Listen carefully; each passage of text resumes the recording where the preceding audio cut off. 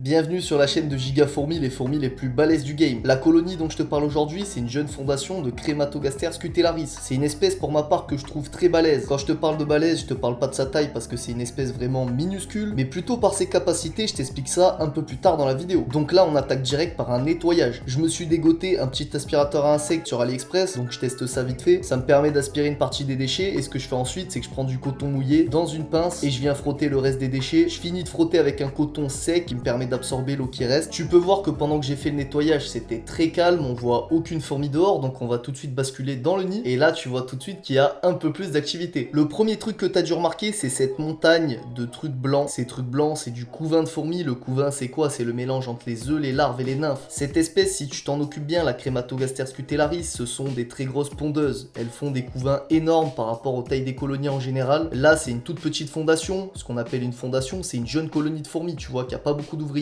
Et malgré qu'elle soit pas beaucoup, la reine pond énormément. Donc là, ce qu'il faut savoir, c'est que c'est la dernière vague de naissance qu'on va avoir avant ce qu'on appelle la diapause. Je t'en ai parlé dans plusieurs de mes dernières vidéos. En gros, la diapause, c'est une pause hivernale pour tes fourmis. Pendant cette période, elles vont se reposer, arrêter de pondre, etc. À l'heure où je tourne la vidéo, on est fin octobre 2023 et cette colonie de fourmis, en début novembre, elle va faire sa diapause. Ce qui fait qu'on ne va pas la voir pendant quelques mois à l'heure où je publie la vidéo, donc je te donnerai des nouvelles l'année prochaine. D'ailleurs, les gars, en passant, c'est hyper important. Si vous vous êtes pas renseigné sur la diapause de vos fourmis, je vous invite à rejoindre mon serveur Discord, le lien est dans la description. C'est une étape hyper importante et qui est obligatoire pour la quasi-totalité des espèces de fourmis françaises. Donc je t'invite à aller te renseigner sur mon Discord. Pour en revenir au couvain vite fait, tu peux voir ici aussi un truc intéressant à savoir, une petite fourmi claire. C'est parce que tout simplement quand une fourmi naît, et ça on le voit beaucoup chez cette espèce là, elle n'a pas toutes ses couleurs tout de suite et elle va les prendre dans les prochaines heures et prochains jours suivant sa naissance. Et puis après les nouvelles couleurs, donc noir avec la tête rouge, ce sera ses couleurs définitives, tu vois. Un autre truc qui est sympa à noter dans le nid, c'est que les fourmis dans la nature, elles construisent des choses. Dans un environnement artificiel comme celui-ci, elles n'ont pas toujours des matériaux pour construire. Ce qui fait que celles-ci, elles ont trouvé une solution, elles ont pris les déchets qu'elles récupéraient sur les insectes qu'elles découpaient et aussi des morceaux de coton. Et avec ça, elles ont réduit l'entrée de leur nid, ce que tu peux voir ici, pour avoir une entrée beaucoup plus discrète, pour cacher l'entrée du nid et se sentir plus en sécurité. C'est très rigolo à voir et ça montre un peu le génie et la capacité d'adaptation des fourmis. Et faut savoir que c'est pas la seule de mes fourmis que j'observe faire un truc comme ça. Alors maintenant, on va en revenir à la reine et puis après on quittera le nid. On la voit ici, on la voit pas de ouf parce qu'elle est planquée par les autres ouvrières. Pour te parler un peu de son passif et de son historique, c'est une reine que j'ai trouvée et élevée moi-même. Je l'ai trouvée en fin 2022, soit en septembre 2022, soit en octobre 2022. Ce qui fait qu'au début c'était une reine seule, elle a fait sa première diapause, donc sa pause hivernale, et l'année qui a suivi, donc cette année en 2023, elle a eu ses premières ouvrières. Et là tu vois, elle va partir sur sa deuxième diapause. Donc écoute, je pense que c'est tout pour le tour de ce qu'il y a à voir dans le nid pour l'instant. Donc c'est parti, on prend une vue un peu plus générale et là tu vois un peu le setup. C'est un setup qui vient entièrement de Fourmishop avec le code GIGAFOURMI, t'as tous les liens dans la description. Ce qu'on va faire maintenant, tu commences à avoir l'habitude avec mes différentes vidéos, c'est qu'on va nourrir ces fourmis. Je commence par leur donner des bouts d'insectes. Pour pas changer d'habitude, ça va être des Red Runner que je découpe en plusieurs morceaux pour faciliter l'accès aux fourmis. Tu le sais, je varie leur nourriture, ça peut être soit des vers de farine, des grillons, etc. Et je mets ces insectes dans une gamelle pour limiter un peu la crasse que ça va mettre sur le sol de l'aire de chasse, ce qui va me faciliter la vie pour le nettoyage, tu vois. Alors ces fourmis là sont très voraces parce que comme tu vois, c'est des grosses pondeuses et le couvain, il faut le nourrir pour qu'il grandisse et qu'un jour il puisse se transformer en fourmi adulte, tu vois. Ce qui fait que je leur donne énormément d'insectes. Alors là, on n'observe pas une récolte massive sur la proie, bien qu'on observe quand même plein d'allers-retours, mais il faut savoir qu'elles vont rester constamment sur la proie pendant plusieurs jours jusqu'à ce que je la change, donc elles vont la vider en entier. Donc même si on ne voit pas comme ça une arrivée massive d'ouvrières, je peux vous dire que c'est très vorace et qu'elles mangent beaucoup. Ensuite, le deuxième truc que je leur mets, c'est que je leur prépare deux gamelles. On a un abreuvoir avec dedans de l'eau normale et on a une gamelle de liquide sucré. Dans chacune d'entre elles, je mets du coton. Pourquoi? Parce que comme tu l'as vu, c'est une toute petite fourmi et du coup, ça permet d'éviter les noyades. Et aussi, ce qui est bon à savoir, pourquoi je leur mets de l'eau dans un abreuvoir? Tout simplement parce que si tu regardes le nid, comparé à mes nids Fourmishop d'habitude, il manque quelque chose. En fait, il manque le système Hydra qui permet de mettre de l'humidité dans le nid. Pourquoi il le manque? C'est parce que tout simplement, je fais le choix de ne pas le mettre. Crematogaster scutellaris, c'est une fourmi qui préfère être élevée dans un nid totalement sec, ce qui fait que tu viens pas l'humidifier comme avec mes autres fourmis. Par contre, ce qui est obligatoire avec cette espèce, c'est de leur laisser tout le temps un abreuvoir à eau. Et en fait, elles ont la capacité d'humidifier elles-mêmes leur nid, elles gèrent elles-mêmes, donc tu leur laisses un abreuvoir et elles s'occupent du reste. Ce qui fait que tu peux voir dans la vidéo qu'elles sont plus intéressées par l'abreuvoir que par les liquides sucrés, tu vois. Ceux qui veulent la référence de l'abreuvoir et de la gamelle, ça vient d'AliExpress. Alors, deux, trois autres trucs intéressants à noter sur cette espèce avant de partir. C'est une espèce qui peut paraître simple pour les débutants parce qu'elle se développe très vite, elle est très tolérante. Donc les débutants, je vous conseille pas cette fourmi pour plusieurs points. Ça se développe à une vitesse qui est assez folle et à mon avis, si vous n'êtes pas prêt à acheter des nids, etc.,